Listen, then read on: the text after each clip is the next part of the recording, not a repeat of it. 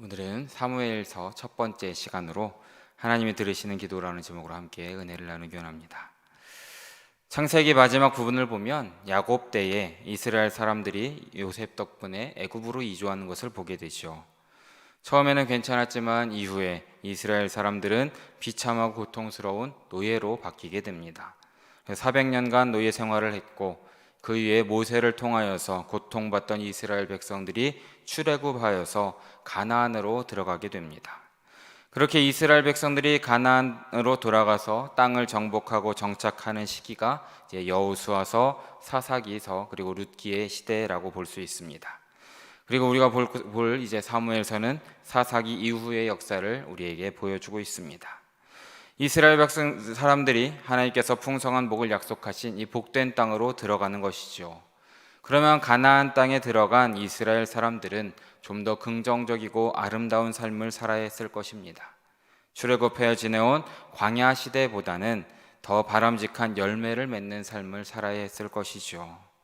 그런데 우리가 잘 알다시피 바로 그 시대 여호수아의 정복 전쟁이 그치고 하나님께서 약속하신 그 땅에 이스라엘이 정착한 그 시대, 곧 사사기 때의 시대는 정말 이스라엘은 엉망의 시대가 아닐까 생각이 됩니다.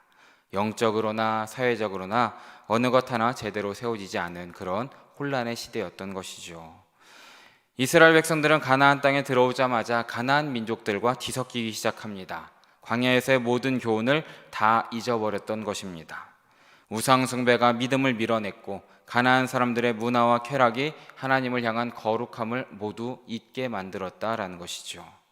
하나님 앞에서 범죄했고 하나님을 거부했습니다. 이러한 이스라엘의 혼란한 상태를 가리키는 말이 사사기의 마지막 구절이라고 볼 수 있습니다. 함께 사사기 21장 25절 말씀을 함께 읽어보겠습니다. 함께 읽습니다. 그때에 이스라엘에 왕이 없으므로 사람이 각기 자기의 소견에 옳은 대로 행하였더라. 아멘.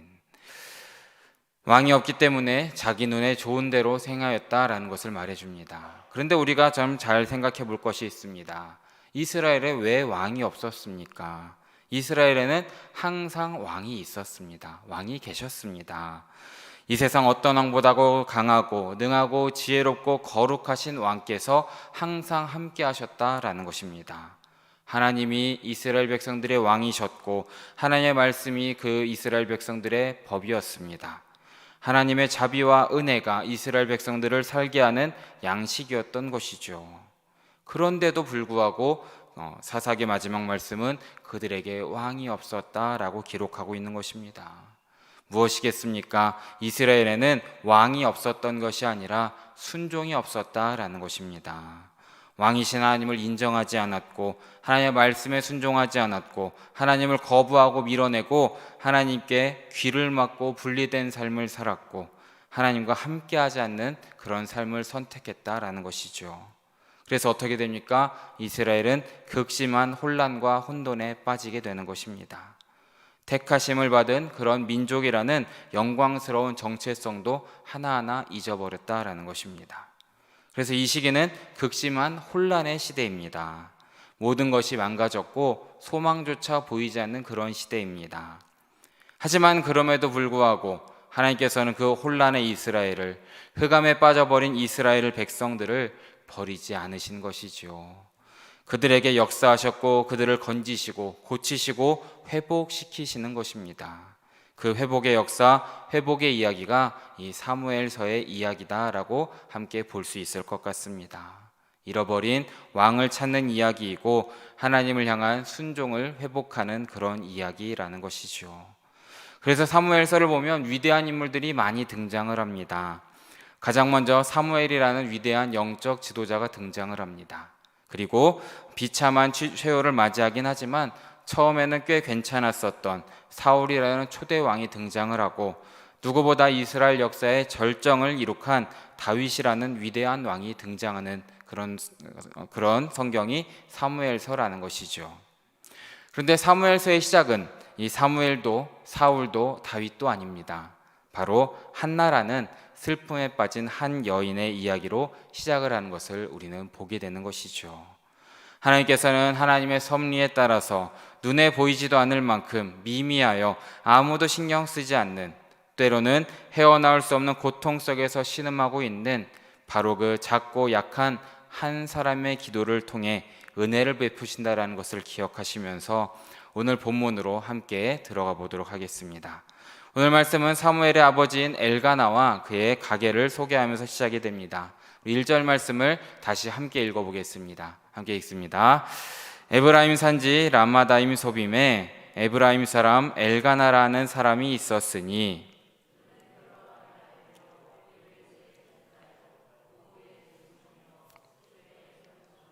아멘. 이 성경에 나오는 족보들은 역사적 정보를 전달하는 것도 있지만 이념적인 메시지를 주는 경우로 쓰이는 경우도 많이 있습니다. 대표적인 것이 룻기의 마지막에 실린 다윗의 족보를 생각할 수 있고 마태복음에 실린 예수님의 족보를 생각할 수 있을 것입니다. 이것은 다윗과 예수님께 왕과 메시아로서의 정당성을 부여하고 있는 것이라고 볼 수 있는 것이죠. 이렇게 성경이 특정인의 족보를 나타내는 경우에는 특정인이 이야기의 주인공인 경우가 많이 있는 것입니다. 그런데 우리가 방금 읽은 이 엘가나의 족보는 이런 모든 기대를 무너지게 합니다. 엘가나의 족보에는 그런 것이 없습니다. 족보에 나와 있는 조상들, 이 여로함, 엘리후, 도후, 숲, 이 사람들이 여기 이외에는 거의 언급되지 않습니다. 성경에서 나오지 않는 사람들이라는 것이죠. 엘가나의 조상이라는 사실을 빼면 알려진 것이 거의 없다라는 것입니다. 왜 사무엘서를 시작하면서 이렇게 엘가나의 족보로 시작을 하겠습니까? 어쩌면은 룻기의 마지막과 연결을 하는 것도 있겠지만 어쩌면 이 엘가나의 족보를 보여줌으로써 이 별 볼 일 없는 족보를 보여줌으로 진짜 주인공인 한나를 더 극적으로 소개하는 그런 효과를 보여주고 있는 것이 아닐까 생각이 됩니다. 우리 2절의 말씀도 함께 읽어보게 합니다. 2절입니다. 그에게 두 아내가 있었으니 한 사람의 이름은 한나요, 한 사람의 이름은 브닛나라. 브닛나에게는 자식이 있고 한나에게는 자식이 없었더라. 아멘. 엘가나의 두 아내를 소개합니다. 첫째 이름은 한나입니다. 이름의 뜻은 은혜라는 뜻을 가지고 있습니다. 그리고 둘째 아내는 브닛나입니다. 이 이름의 뜻은 열매가 무성한 가지라는 뜻을 가지고 있습니다. 이름대로 브닛나에게는 많은 자녀가 있었습니다. 하지만 한나는 자녀가 없어서 하나님의 은혜가 필요한 여자였습니다. 고대 사회에서 자식은 재산과도 같았던 존재입니다. 그래서 한나가 자식이 없음으로 인해서 브닛나를 두 번째 부인으로 삼아서 자식을 얻게 되지 않았을까 생각이 됩니다. 당시 결혼한 여자가 자식을 낳지 못하는 것은 이 이혼의 사유가 될 정도로 심각한 문제였던 것이죠. 그러기에 한나가 느꼈을 심리적인 불안과 압박은 매우 컸을 것입니다. 그런데 아이러니하게도 성경 말씀을 보면 이 한나와 같이 자녀를 낳지 못했던 여성들이 많이 등장을 합니다. 사라도 등장을 했고 라헬도 등장을 하고 삼손의 어머니인 마누아도 등장을 하고 누가복음에 나오고 있는 엘리사벳도 등장을 합니다. 이 모두 다 처음에는 자녀를 낳지 못했습니다. 하지만 하나님의 특별한 섭리 가운데에 자녀를 낳게 되었다라는 것을 우리는 말씀을 통해 깨달을 수 있는 것이죠. 이를 생각해 보면 한나의 불임 역시도 이러한 하나님의 특별한 섭리가 있지 않을까라고 짐작을 할 수 있다라는 것입니다. 또한 2절 말씀을 다시 보면 한나와 브닛나의 이름이 교차로 언급되는 것도 보게 됩니다. 한나가 먼저 나오고 브닛나가 나오고 또 브닛나가 다시 나오고 한나가 나오게 됩니다. 이는 히브리어 이야기에 자주 나오는 문학적 기법으로서 이 한나와 브닛나의 운명이 앞으로는 역전으로 교차된다라는 것을 우리에게 힌트로 보여주고 있는 것입니다. 이어지는 3절의 말씀도 함께 읽어보기 원합니다. 함께 읽습니다. 이 사람이 매년 자기 성읍에서 나와서 실로에 올라가서 만군의 여호와께 예배하며 제사를 드렸는데 엘리의 두 아들 홈니와 비느하스가 여호와의 제사장으로 거기에 있었더라. 아멘. 이 실로라는 곳은 이스라엘 백성들이 가나안을 정복한 이후에 이 성막을 두었던 곳으로 예루살렘에 그 언약궤가 옮겨지기 전까지 이스라엘의 성소 역할을 했던 곳입니다. 엘가나는 매년 가족들을 데리고 예배 드리기 위해서 이 실로로 갔다라는 것이죠. 이 라마다임 소변에서 실로까지는 약 35km 정도 됐다라고 합니다. 그러니까 온 가족이 함께 걸어갔으면 약 이틀 정도 걸리지 않았을까 짐작을 할 수 있습니다. 그런데 이 엘가나가 매년 실로로 갔던 이유는 율법이 정한 3대 절기, 유월절, 초막절, 칠칠절을 지키기 위한 것이 아니었습니다. 21절에 나오는 매년제를 지키기 위해서 이 가족들을 모두 이끌고 이틀 길을 걸어갔던 것이죠. 이 매년제는 자발적인 가족 중심의 제사였습니다. 율법적 의무가 아니었던 매년제를 해마다 온 가족이 함께 드렸다라는 것은 이 엘가나가 하나님께 대한 믿음이 아주 많았던 사람이다라는 것을 우리는 보게 되는 것입니다. 이 엘가나가 살던 시대, 이 시대가 사람들이 소견에 옳은 대로 행했던 사사시대라는 것을 기억하면 엘가나의 믿음은 정말 실로 위대한 믿음이다라고 우리가 볼 수 있을 것입니다. 근데 성경 말씀을 보니 이 엘가나가 예배 드리러 갔다라는 것을 소개한 직후에 엘리의 자녀들을 이야기하고 있습니다. 엘리의 두 아들 홈니와 비느하스가 제사장으로 거기에 있었다라는 것이죠. 이 말씀은 앞으로 펼쳐질 이야기를 우리에게 암시하고 있습니다. 즉 예배를 소중히 여기는 엘가나의 가정과 예배를 소홀히 하는 엘리의 가정을 대조해서 우리에게 보여주고 있는 것입니다. 예배에 대한 태도에 따라서 두 가정의 미래는 어떻게 됩니까? 극명한 차이를 보이게 되는 것입니다. 엘가나의 가정은 장차 사사시대와 왕정시대를 잇는 이 사무엘이라는 인물을 배출해내는 그런 영광을 누리게 됩니다. 하지만 엘리의 가정은 제사장 가문임에도 불구하고 영적으로 도덕적으로 타락을 거듭하다가 2장 말씀을 보면 결국에는 온 집안이 몰락하는 심판까지 받게 된다라는 것을 우리는 늘 마음에 새겨야 되는 것이죠. 사랑하는 여러분, 우리 인생에서 가장 큰 복은 예수님을 잘 믿는 것임을 믿으시기 바랍니다. 그리고 이 믿음의 기본이 무엇이겠습니까? 바로 예배를 잘 드리는 데 있다라는 것입니다. 하나님은 예배에 최선을 다하는 사람을 기뻐하시고 축복하실 것입니다. 신앙생활의 기본을 꼽으라면 여러 가지를 들 수 있겠지만 예배가 기본 중에 기본이 아니겠습니까? 그래서 예배를 잘 드리는 것이 우리 믿는 자로서의 기본이고 축복이고 큰 은혜라는 것을 기억하시면서 예배에 성공하시는 우리 모두 되시길 진심으로 바라겠습니다. 이어지는 4절에서 7절까지 말씀을 보면 이제 한나의 괴로움이 나오고 있습니다. 우리 4절에서 7절까지 말씀을 함께 읽어보겠습니다. 엘가나가 제사를 드리는 날에는 제물의 분깃을 그의 아내 브닌나와 그의 모든 자녀에게 주고 한나에게는 갑절을 주니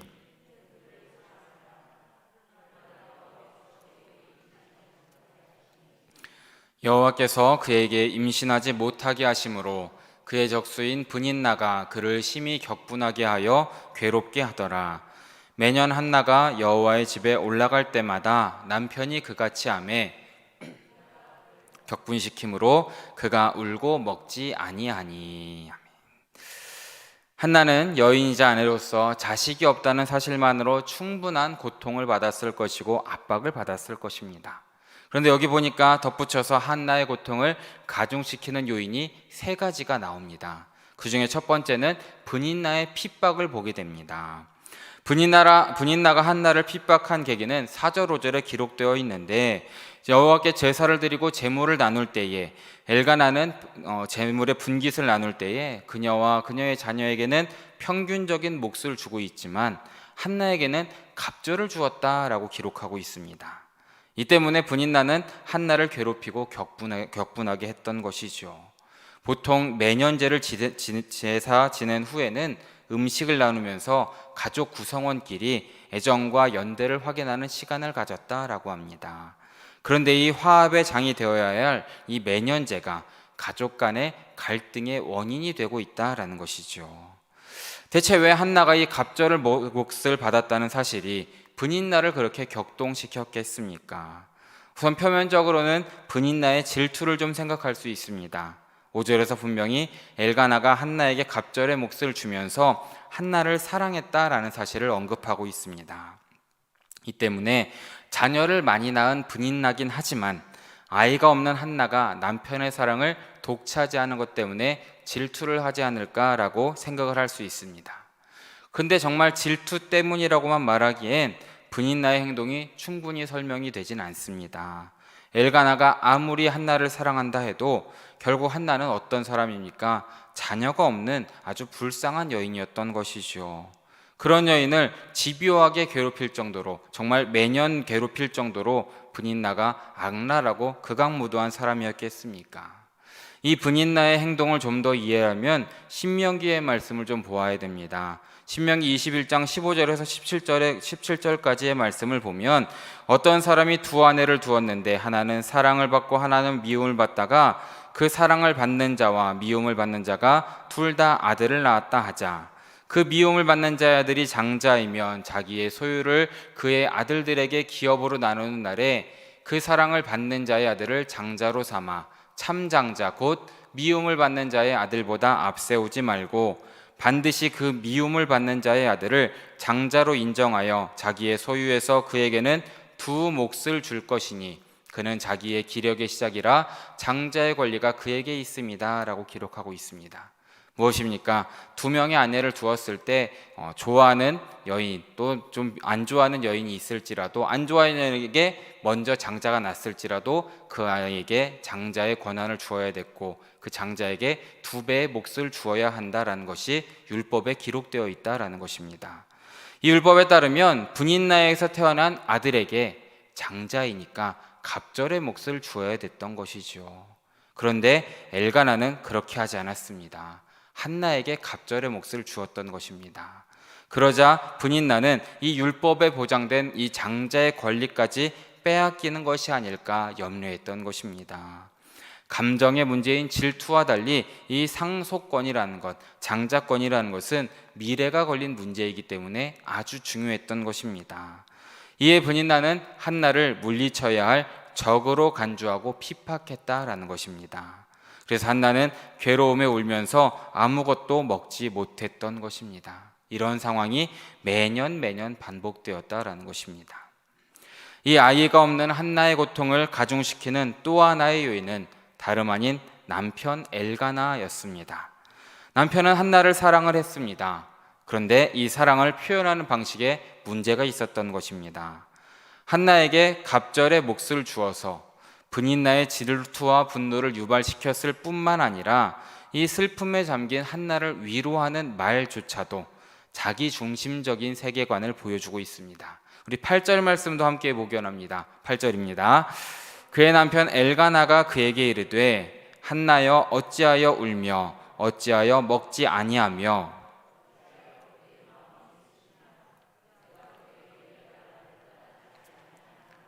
아멘. 슬픈 마음에 먹지 못하는 이 한나의 입장에서 생각하고 말하는 것이 아니라 자신의 입장에서 한나를 위로하고 있는 것입니다.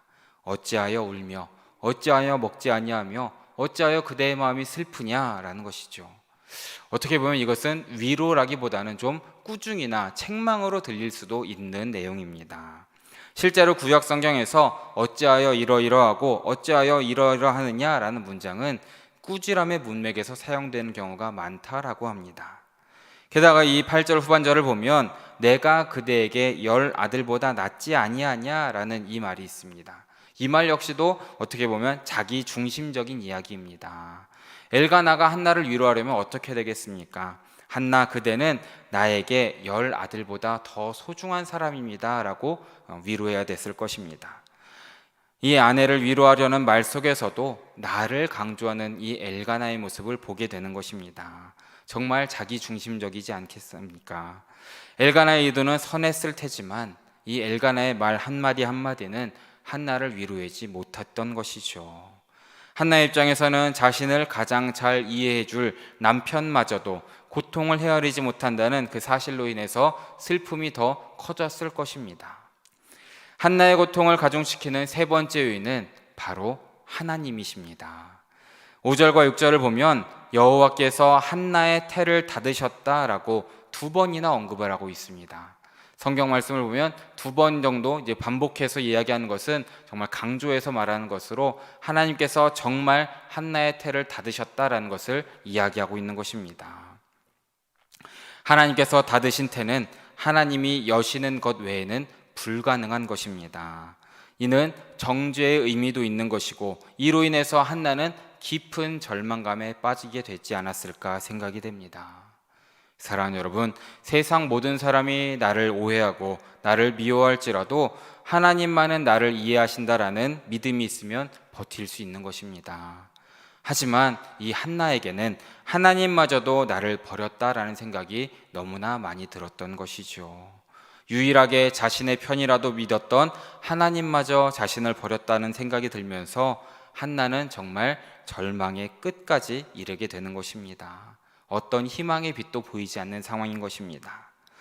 이런 한나의 절망을 넓게 보면 이스라엘 민족의 모습도 우리는 보게 되는 것입니다.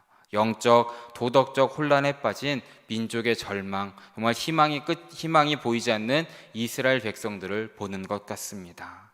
한나에게 희망이 있을까라는 질문은 이스라엘 백성들에게도 희망이 있을까라는 질문을 같이 만드는 것입니다. 그러기에 이 한나가 절망적인 상황 가운데 어떻게 행동하느냐에 따라서 이스라엘 운명도 어떻게 진행되는지를 우리는 살펴보게 되는 것입니다. 이러한 절망적인 상황 가운데 한나는 어떻게 합니까? 일어나서 기도하러 나아가는 것을 우리는 보게 됩니다. 우리 9절과 10절의 말씀을 함께 읽어보겠습니다. 함께 읽습니다. 그들이 실로에서 먹고 마신 후에 한나가 일어나니 그때의 제사장 엘리는 여호와의 전 문설주 곁 의자에 앉아 있었더라.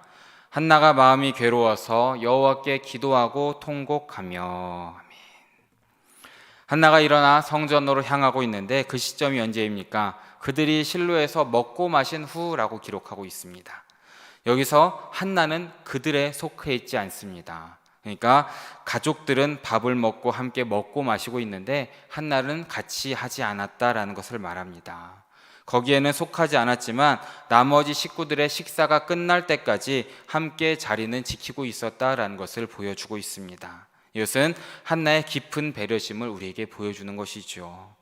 7절, 8절에서 한나가 먹지 않은 이유는 브니나의 핍박으로 인한 슬픔으로 먹지 않았습니다. 그런데 지금 읽은 이 9절에서 먹지 않은 것은 한나의 금식을 통해서 성전에서 하나님과의 대면, 하나님과의 기도를 준비하는 것을 우리에게 보여주는 것입니다.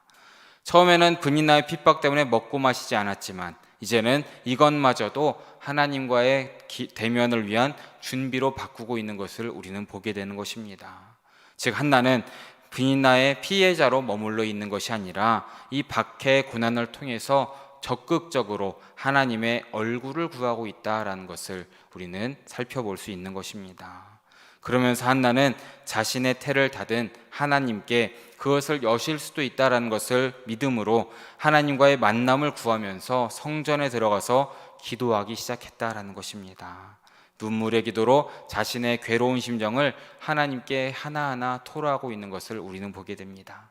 그리고 이 한나의 기도는 11절의 서원에서 절정에 달하게 됩니다. 우리 11절의 말씀을 함께 읽습니다. 서원하여 이르되 만군의 여호와여 만일 주의 여종의 고통을 돌보시고 나를 기억하사 주의 여종을 잊지 아니하시고 주의 여종에게 아들을 주시면 삭도를 그의 머리에 대지 아니하겠나이다. 아멘. 이 말씀 10절까지 보면 한나는 핍박과 고통 가운데에서 아무런 말도 하지 않는 것을 보게 됩니다. 그리고 이 침묵으로 일관했던 한나가 드디어 입을 열어서 처음으로 내뱉은 말 한마디가 만군의 여호와여 라고 기도를 시작하는 것입니다. 이것은 자신의 고통은 오직 하나님만 해결해 주실 수 있다라는 믿음에서 나오는 하나님을 향한 기도의 시작이라는 것이죠. 그리고 나온 이 기도의 내용은 한나는 아직 하나님께서 아들을 주시진 않았지만 하나님께서 아들을 주실 줄 믿고 그 아들을 다시금 하나님께 드리겠습니다 라고 서원하고 있는 것을 우리에게 보여주고 있습니다. 사실 자식을 하나님께 드린다라는 약속은 쉽게 할 수 있는 약속은 아닌 것 같습니다. 더욱이 그토록 간절하게 기다리던 아들이라면 더욱더 어려운 일이었을 것입니다. 하지만 한나는 아들을 하나님께 드리겠다라는 서원 기도를 하고 있습니다. 아들을 주시는 분 역시도 하나님이시라는 믿음이 있었기 때문에 가져가실 분도 하나님이라는 믿음으로 이 서원 기도를 하고 있다라는 것입니다. 또한 11절 후반에 나오는 삭도를 머리에 대지 않겠습니다 라는 표현은 나실인으로 드리겠다라는 것을 보여주고 있습니다. 성경에 나온 나실인으로는 삼손을 우리가 생각할 수 있는데, 이 나실인은 구별된 자로서 자신의 전생에 아니면 이제 일정한 기간 동안을 하나님께 특별히 구별하여 드리는 사람을 가리키고 있는 것입니다. 이렇게 하나님께서 주신 아들을, 정말 너무나도 귀한 아들을 하나님께 헌신하는 마음으로 나실인으로 드리겠다라는 서원을 지금 11절에서 한나가 기도하고 있다라는 것입니다. 이렇게 한나가 열심히 서원으로 기도하면서 눈물 뿌려 기도하고 있을 때 한나를 지켜보던 사람이 있었습니다. 누구입니까? 바로 엘리 대제사장이 한나를 지켜보고 있습니다. 우리 12절에서 14절까지의 말씀을 함께 읽어보겠습니다. 그가 여호와 앞에 오래 기도하는 동안에 엘리가 그의 입을 주목한즉 한나가 속으로 말하매 입술만 움직이고 음성은 들리지 아니하므로 엘리는 그가 취한 줄로 생각한지라. 엘리가 그에게 이르되 내가 언제까지 취하여 있겠느냐? 포도주를 끊으라 하니. 아멘. 엘리 대제사장입니다. 이 당시 최고의 영적 권위자라고 생각할 수 있습니다. 일반적인 상황으로는 최고 영적 권위자와 무명의 여인인 이 한나가 대화를 나눌 가능성은 거의 희박합니다. 그런데 기도하는 한나를 보고 술에 취했다고 착각한 엘리의 오해로 이 대화가 시작되는 것입니다. 사실 이 한나의 모습은 오해를 불러일으키기에 충분한 모습이었습니다. 입술은 움직였지만 소리를 내지 않았다라고 기록하고 있습니다. 그래서 엘리는 한나를 보고 성전에서 술주정하고 있다라고 생각했던 것입니다. 당시에는 이 이스라엘의 어두운 사사시대라고 말씀을 드렸지요. 이때는 제사장조차도 율법을 어기면서 제사도 제대로 드리지 않았던 시대였다라는 것입니다. 실제로 제사를 드릴 때에도 제사가 끝난 후에 제사 음식과 포도주를 나누면서 과식하고 과음했던 일이 많이 발생했다라고 합니다. 그래서 취한 사람이 밤늦게까지 성전 경내를 돌아다니거나 취객이 성전에 들어가서 주정을 하는 경우도 있었다라고 합니다. 이런 상황 가운데 밤에 성전에 들어온 한 여인이 몸을 제대로 가누지 못하면서 눈은 감고 입만 뻥긋뻥긋하면서 있다면 누구나 술주정하는 여자로 오해했고 판단했을 것입니다. 하지만 한나는 이러한 판단이 오해임을 다 알고도 공손하고 단호하게 지적을 합니다. 15절과 16절 말씀도 함께 있습니다. 한나가 대답하여 이르되 내 주여 그렇지 아니하니이다. 나는 마음이 슬픈 여자라. 포도주나 독주를 마신 것이 아니요 여호와 앞에 내 심정을 통한 것뿐이오니 당신의 여종을 악한 여자로 여기지 마옵소서. 내가 지금까지 말한 것은 나의 원통함과 격분됨이 많기 때문이니이다 하는지라. 아멘. 15절을 보면 엘리를 내 주여라고 제사장적 권위를 인정하고는 있지만 그렇지 않습니다라고 자신의 의견을 명확하게 진술하고 있습니다.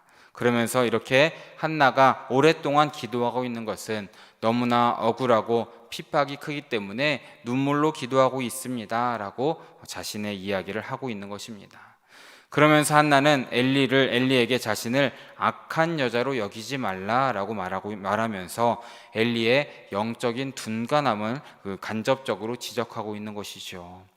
악한 여자로 번역된 히브리어는 바트 블리아얄이라는 단어를 쓰고 있습니다. 이것은 벨리알의 딸이라고 해석할 수 있습니다. 벨리알은 당시 사탄의 다른 이름으로 우리가 볼 수 있습니다. 엘리는 한나를 무엇이라고 하는 것입니까? 사탄의 딸이라고 말하고 있는 것입니다. 하지만 정작 자신의 두 아들, 이 홈리와 비느하스가 사무엘상 2장 12절 말씀을 보면 행실이 나쁜으로 기록되고 있는데 이것이 브네 블리아얄으로 불리면서 벨리아의 아들들이라고 표현하는 것을 보게 됩니다. 자신의 아들들을 제대로 보지 못한 채 그냥 기도하는 여인을 보고 악한 여자라고 기록하고 있었다라는 것입니다. 이처럼 영적으로 둔감한 엘리가 한나를 오해한 이유는 엘리가 외모로 사람을 판단한다는 사실과도 관련이 있다라는 것입니다. 앞서도 말씀드렸지만 엘리는 이 외적인 모습, 눈을 감고 기도하는 그 모습만 보고 한나를 주정하는 여인으로 판단했던 것이죠. 하지만 이런 판단이 옳지 못함을 지적하면서 사람은 외모를 보지만 하나님을 중심을 보신다라는 진리를 우리에게 다시금 가르쳐주고 있는 것입니다. 당시의 최고 영적 지도자임에도 불구하고 사람을 외모로 판단하는 모습을 반면교사 삼으셔서 겉이 아닌 속으로 판단하시는, 정말 진실될 모습을 판단하시는 하나님만을 바라보시는 우리 모두 되시길 진심으로 바라겠습니다. 마지막으로 17절과 18절의 말씀을 함께 읽습니다.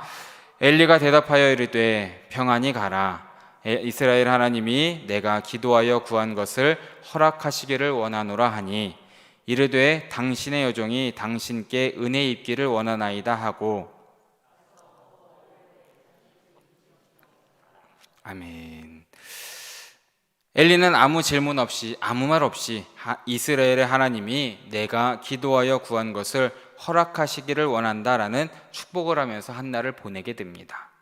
근데 사실 이 엘리의 축복은 누구에게나 적용되는 두루뭉술한 말로서 한나의 문제가 무엇인지 잘 모르는 엘리가 그냥 이 모든 상황을 잘 모면하려고 급하게 던진 축복이 아닐까라고 생각이 됩니다. 그럼에도 불구하고 이 한나는 제사장의 축복을 믿음으로 받는 것을 보게 됩니다. 엘리가 상황 수습을 위해서 던진 다분히 형식적인 축복의 선언이 한나의 가슴으로 들어와서는 자신의 문제에 대한 하나님의 응답으로 변화되었다라는 것을 우리는 보게 되는 것이죠. 이렇게 한나는 하나님의 응답으로 받고 그 응답대로 이루어질 것을 믿었기 때문에 더 이상 근심하지 않고 기뻐했다라고 말씀은 우리에게 보여주고 있습니다. 이러한 믿음이 긍정의 믿음이라는 것이죠. 하나님은 이러한 한나의 믿음을 보셨고 1년 후에 사무엘을 주셨다라는 것을 우리는 기억해야 되는 것입니다. 이처럼 사무엘이라는 위대한 지도자가 탄생하게 된 배경에는 어머니 한나의 기도와 이 굳은 믿음이 있었다라는 것을 기억하시는 우리 모두 되시길 진심으로 바라겠습니다. 사랑하는 여러분, 이렇게 이스라엘이 새롭게 세워지는 과정을 보여주는 사무엘서의 처음 서두의 시작은 에브라임 산지에 살던 한 평범한 가정의 이야기로 시작을 합니다. 그리고 애통한 심령을 품었던 한 어머니의 기도로 시작을 하는 것을 우리는 보게 됩니다. 그리고 이 기도를 통해서 어떻게 됩니까? 이스라엘 역사의 대변혁의 중심에서는 한 인물이 태어나게 됩니다. 그리고 그를 통해서 이스라엘의 왕이 세워지고 사사시대에서 왕정시대로 바뀌는 것을 우리는 보게 되는 것입니다. 이처럼 하나님은 평범한 한 여인의 기도를 통하여서 하나님 나라의 위대한 역사를 이루어 가심을 믿으시기 바랍니다. 지금 우리의 시대 역시도 커다란 변혁의 시대입니다. 신앙생활을 잘하고 있던 우리의 삶 가운데에 코로나19라는 커다란 아픔과 슬픔이 우리에게 다가왔습니다. 그렇게 우리는 20개월 가까이를 아파했고 슬퍼했습니다. 그리고 이제 위드 코로나라는 또 다른 변혁의 시대를 준비하는 시대에 우리는 놓여져 있습니다. 이때 우리는 무엇을 해야 되겠습니까? 넋을 놓고 가만히 있어서는 안 되는 것이죠. 우리는 기도해야 됨을 믿으시기 바랍니다. 이 시기에 우리 교회의 표어인 회복을 위해서 더 열심히 기도하는 우리 모두가 되기를 진심으로 바랍니다. 예배가 회복되고 일상이 회복되고 개인 영성이 회복되기 위해서 기도하시는 우리 모두가 되시길 진심으로 바랍니다. 사랑하는 여러분, 우리가 오늘 말씀을 보면서 다시금 기억할 것은 우리 한 사람 한 사람의 기도는 결코 작지 않다라는 것이죠. 우리의 한숨과 우리의 고통과 우리의 눈물의 기도를 하나님께서는 다 들어주실 것을 믿으시길 바랍니다. 우리가 우리의 교회와 우리의 나라를 위해서 기도할 때에 하나님께서 한나를 쓰신 것처럼 우리를 쓰시고 우리 교회를 쓰심을 믿으셔야 합니다. 우리 한 사람의 기도를 통하여서 우리 교회를 지켜주시고 우리 교회를 변화시켜 주심을 믿으셔야 합니다. 나아가서 한국 교회와 우리나라까지도 지켜주실 것을 믿으시면서 나 한 사람의 기도라도 써주시옵소서라는 마음으로 기도하심으로 이 변혁의 시대에 하나님이 들으시고 하나님께 쓰임받는 사랑하는 영일의 성도님들 모두 되시기를 진심으로 바라고 축원합니다. 함께 기도하겠습니다. 사랑해 주님 너무나 감사합니다. 오늘 이렇게 수요일 저녁 잊지 않고 예배의 자리에 불러주심에 다시 한번 감사드립니다. 주님 특별히 사무엘서의 말씀을 새롭게 볼 수 있도록 인도해 주심에도 너무나 감사드립니다. 특별히 한나의 기도를 통하여서 한 사람의 기도를 들어 쓰시는 하나님의 섭리를 바라보는 시간이 될 수 있도록 인도하여 주시옵소서. 또한 우리의 기도에도 응답하심을 믿을 수 있는 믿음을 허락하여 주시옵소서. 그렇게 우리의 삶을 주님께서 붙잡아 주시고 우리의 모든 삶을 인도하여 주시고 우리의 기도를 통하여서 우리 교회가 변화되고 우리 나라가 변화되는 그런 우리의 한 사람 한 사람의 기도가 될 수 있도록 주님께서 붙잡아 주시고 역사하여 주시옵소서. 그렇게 우리의 삶의 자리 가운데에도 주님의 나라를 세워가는 우리 모두 될 수 있도록 주님께서 함께하여 주시옵소서. 모든 말씀 언제나 모든 것 되시는 예수 그리스도 이름으로 기도드립니다. 아멘.